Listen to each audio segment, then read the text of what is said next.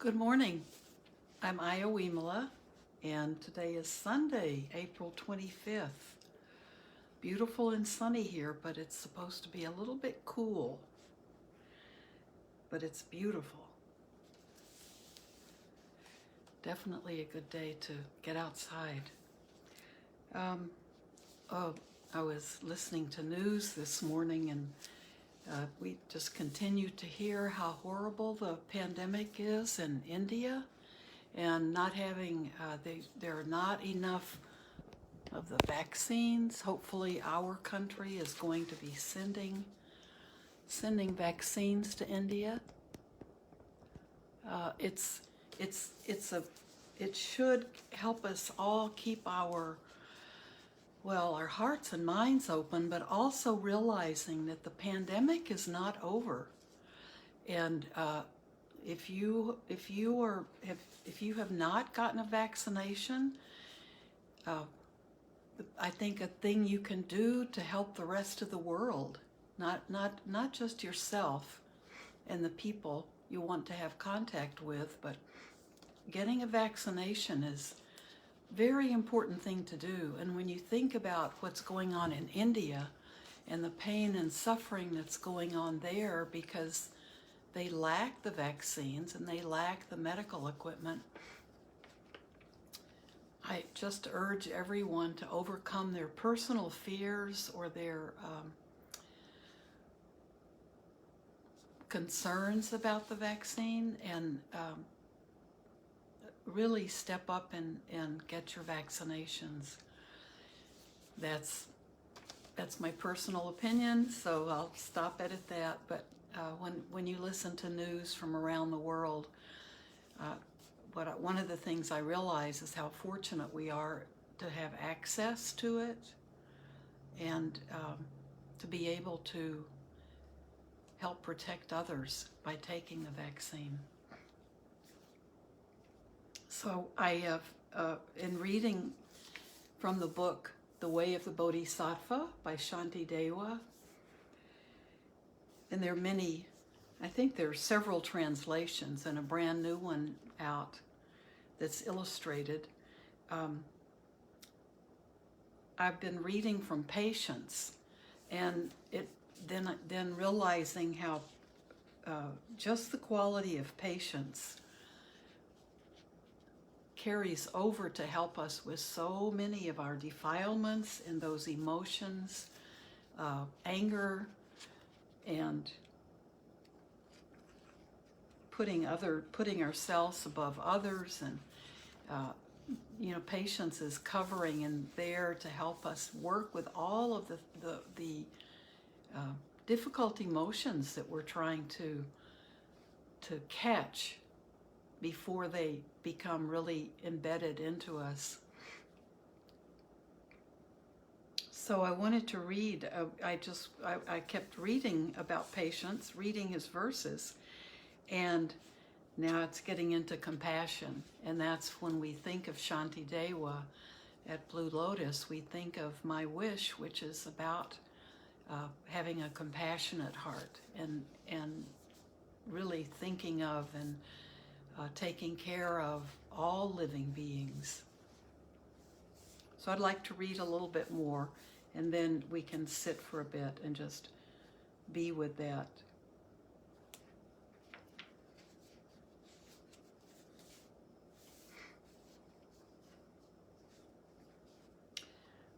Thus the state of, and I'm just starting in the middle on patience, and I'm starting with, it's verse 113. Thus the state of Buddhahood depends on beings and on Buddhas equally. What kind of practice is it then that honors only Buddhas but not beings? Not in the qualities of their minds, but in the fruits they give, are they alike? In beings too such excellence resides, and therefore all beings and Buddhas are the same. Offerings made to those with loving minds reveal the immanence of loving beings. Merit that accrues from faith in Buddha shows in turn the Buddha's eminence.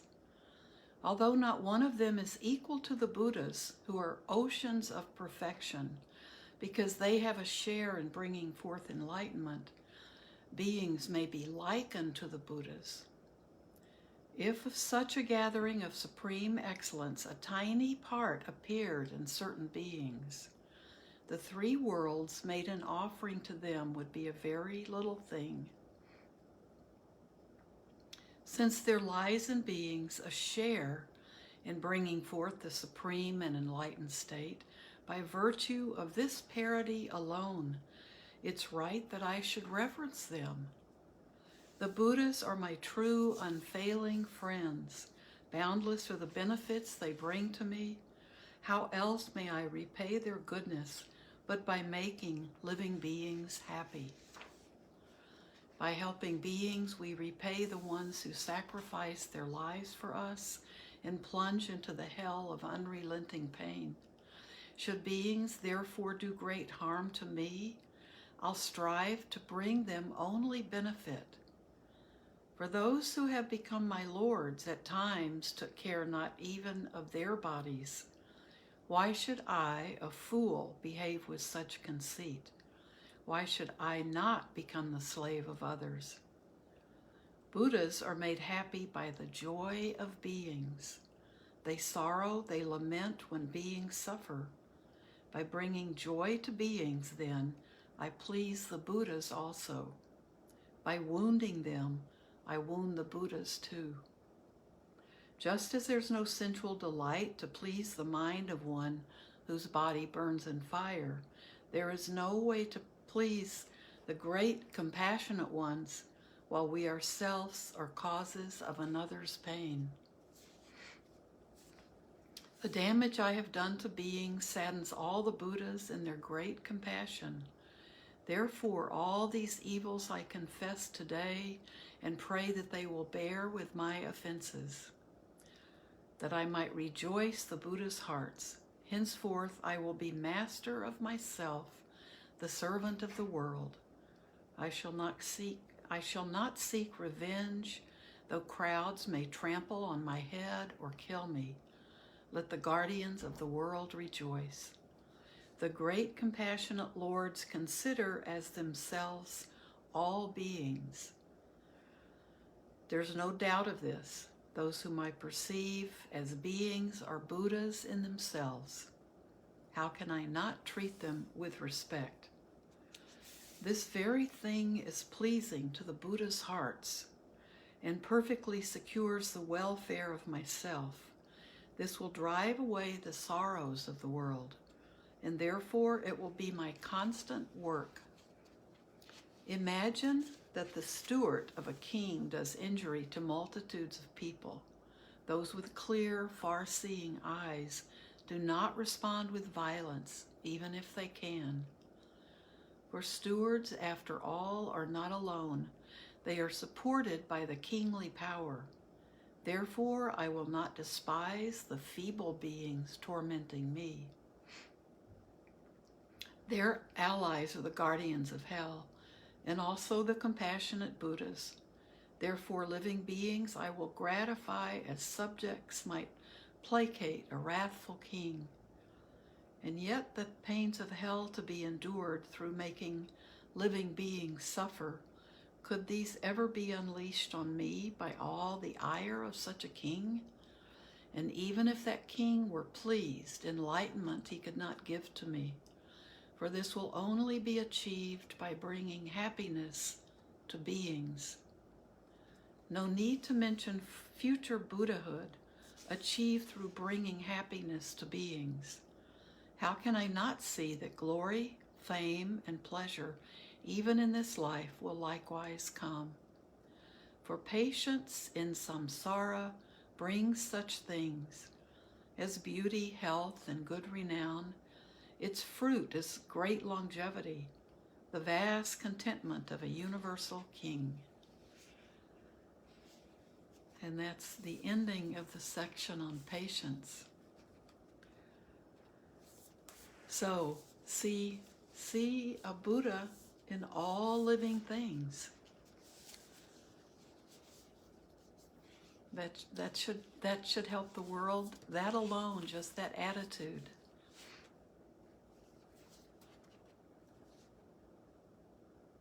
Wonderful.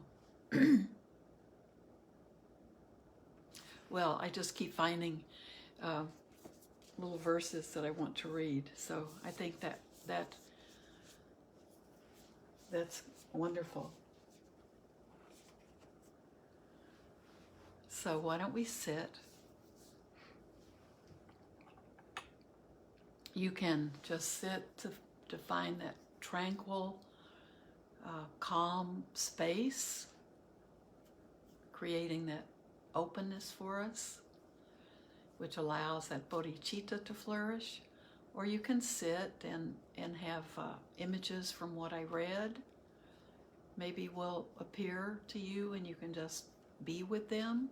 Don't do anything except just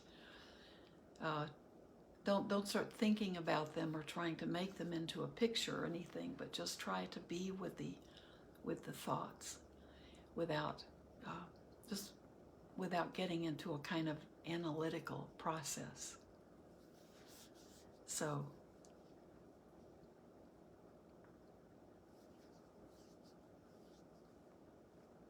let your body find the posture.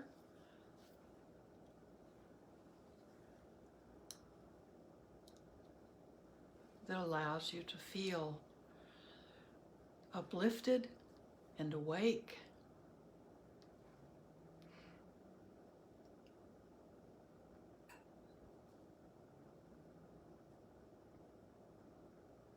Be aware of the body breathing.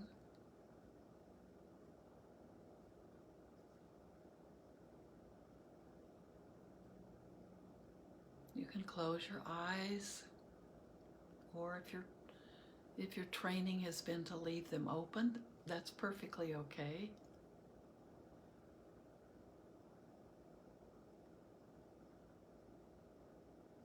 Breathing in and out through your nostrils.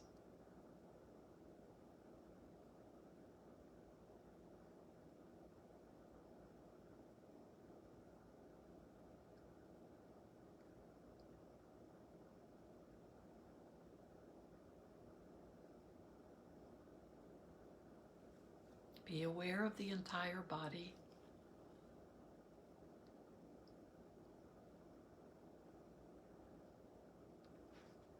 Does the entire body feel awake, feel comfortable?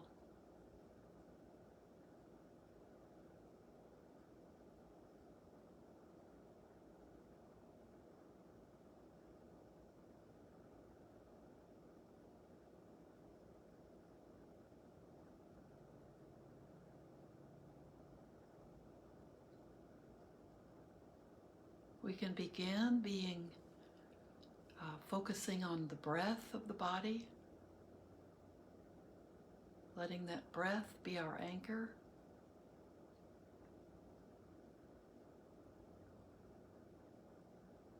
But then, gradually, the more we practice, we can allow anything to be the object of attention.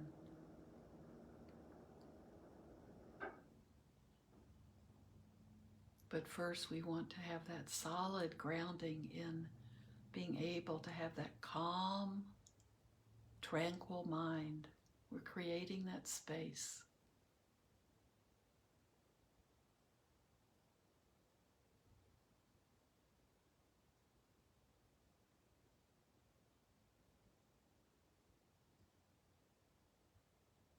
Sometimes we always need to go back to the breath.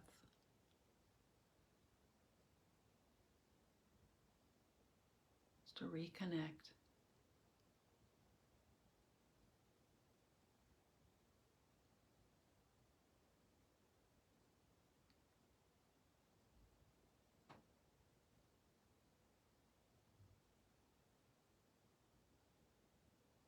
Now, even being attentive and awake we can allow ourselves to relax and be at ease. Not to suddenly begin slouching, relaxing that way, but to find ease within ourselves.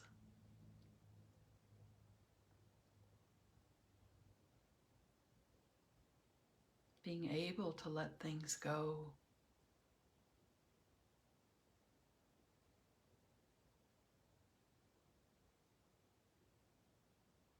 Being comfortable with ourselves.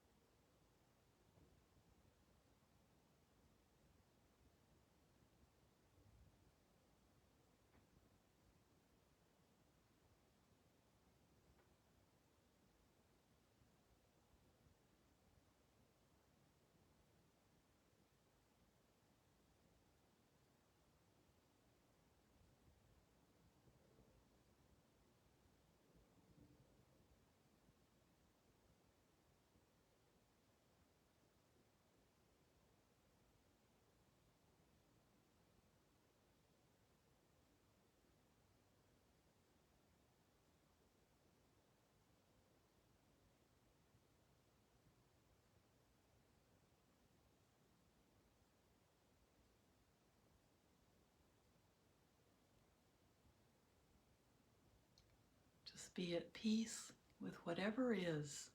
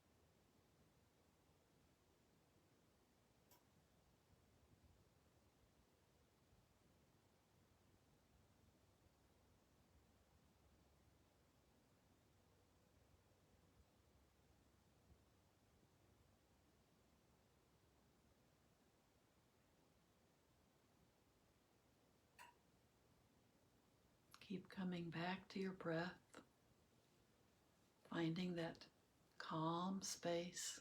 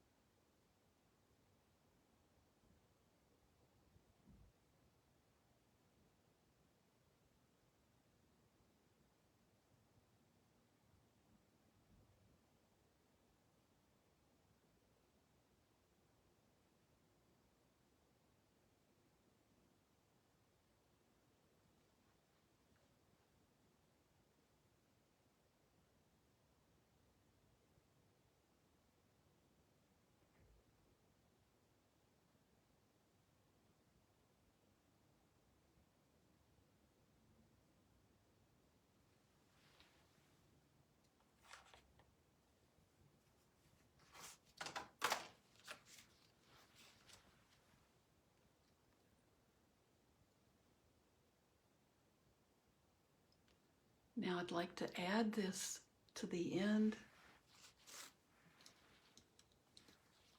And I've read this before. This is from the Sutta on Loving Kindness.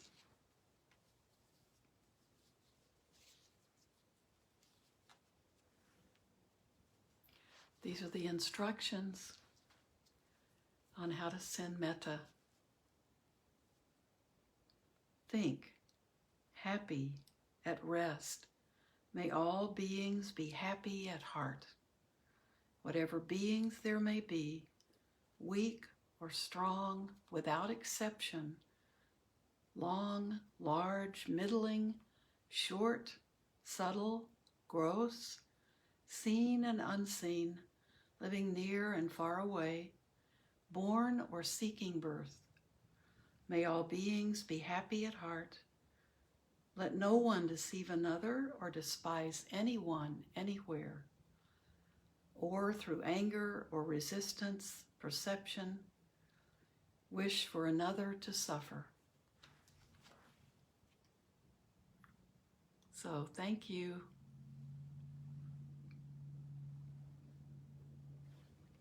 Remember, all living beings have a little Buddha in them.